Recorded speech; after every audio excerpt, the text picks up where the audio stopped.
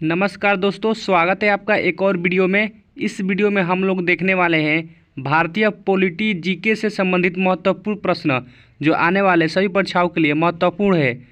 पहला प्रश्न है, संसदीय प्रकार की सरकार में वह बराबर वालों में पहला होता है, वह कौन है? आपके ऑप्शन है ए प्रधानमंत्री, बी राष्ट्रपति, सी उप प्रधानमंत्री, डी इनमें से कोई नहीं।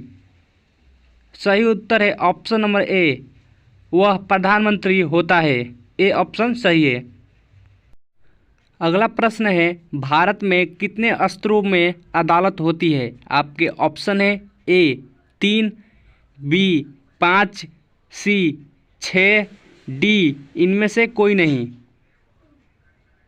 सही उत्तर है ऑप्शन नंबर ए 3। भारत में 3 स्तरों में अदालत होती है। यह प्रश्न महत्वपूर्ण है, इसे याद कर ले।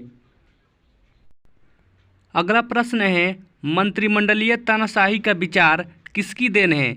आपके ऑप्शन है A George, B Ramsay Muir, C client, D इनमें से कोई नहीं। सही उत्तर है option number B Ramsay Muir. मंत्रिमंडलीय तानाशाही का विचार रैमसे मयूर की देन है। अगला प्रश्न है, भारत के प्रधानमंत्री तब तक अपने पद पर रहता है जब तक उसे प्राप्त हो। आपके ऑप्शन है ए लोकसभा का विश्वास, बी राज्य का विश्वास, सी राष्ट्रपति का विश्वास, डी इनमें से कोई नहीं। सही उत्तर है ऑप्शन नंबर ए लोकसभा का विश्वास। भारत के प्रधानमंत्री तब तक अपने पद पर रहता है जब तक उसे लोकसभा का विश्वास प्राप्त हो। अगला प्रश्न है, सरकारिया आयोग का गठन किस विषय पर रिपोर्ट देने के लिए किया गया है? आपके ऑप्शन है ए राज्य जिला संबंध, बी केंद्र राज्य संबंध, सी सिर्फ राज्य संबंध, डी इनमें से कोई नहीं। सही उत्तर है ऑप्शन नंबर बी केंद्र राज्य संबंध। सरकारी आयोग का गठन केंद्र राज्य संबंध के लिए किया गया है। अगला प्रश्न है, भारत का प्रधानमंत्री किस प्रक्रिया से बनाया जाता है? आपके ऑप्शन है ए मनोनयन, बी चयन, सी नियुक्ति, डी इनमें से कोई नहीं। सही उत्तर है ऑप्शन नंबर सी नियुक्ति।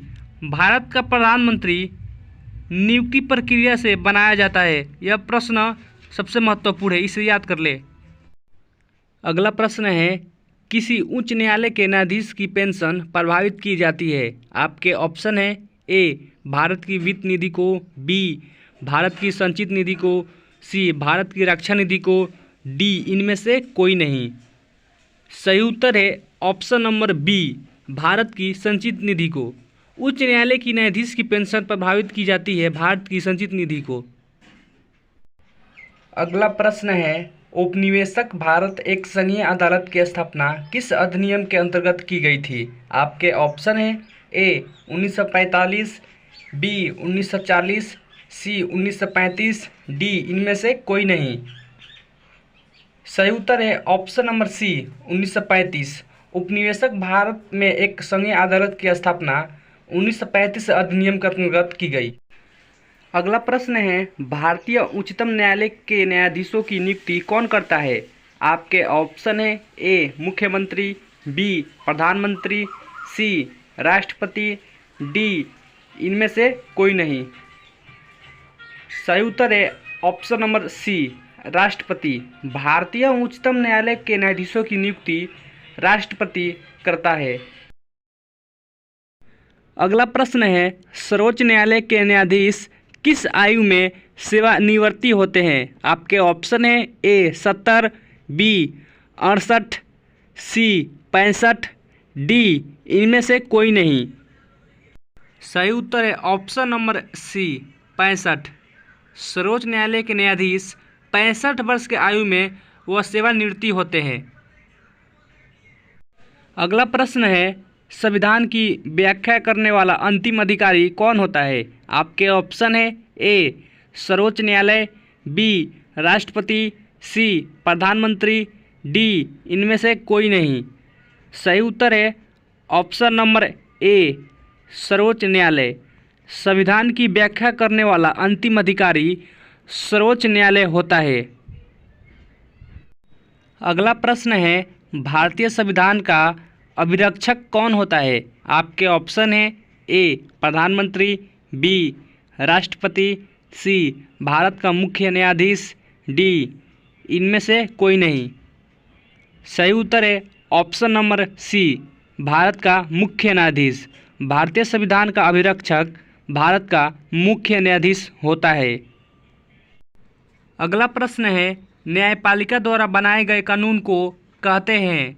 आपके ऑप्शन हैं ए निर्णय विधि, बी राज्य विधि, सी संसद विधि, डी इनमें से कोई नहीं।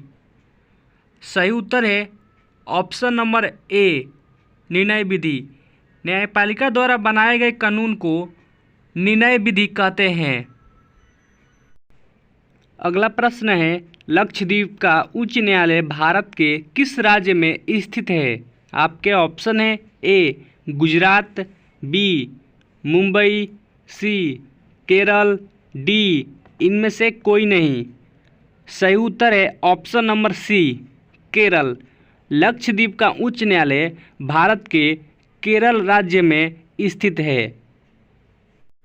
अगला प्रश्न है, केंद्रीय सरकार का उच्चतम सिविल अधिकारी कौन है? आपके ऑप्शन है ए लोक सचिव, बी राज्य सचिव, सी मंत्रिमंडल सचिव, डी इनमें से कोई नहीं। सही उत्तर है ऑप्शन नंबर सी मंत्रिमंडल सचिव।